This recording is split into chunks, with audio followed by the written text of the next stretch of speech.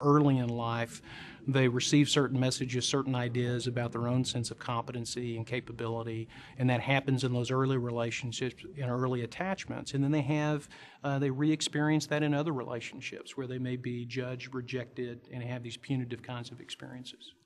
And it tends to take on a life of its own where it really escalates, and you fall into what I've referred to as a suicidal cycle.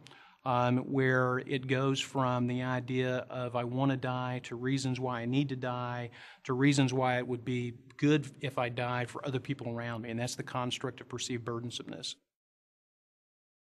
A lot of these internal voices are not on the surface, particularly the more extreme ones.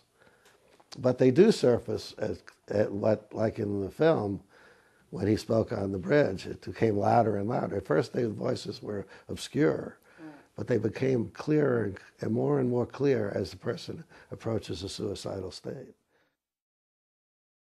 When Richard Heckler interviewed 50 people who made very serious suicide attempts from which they shouldn't have survived, what he found was that they'd all been in what he called the suicidal trance, where these negative thoughts had taken more and more control over the person's behavior, what we would refer to as the voice.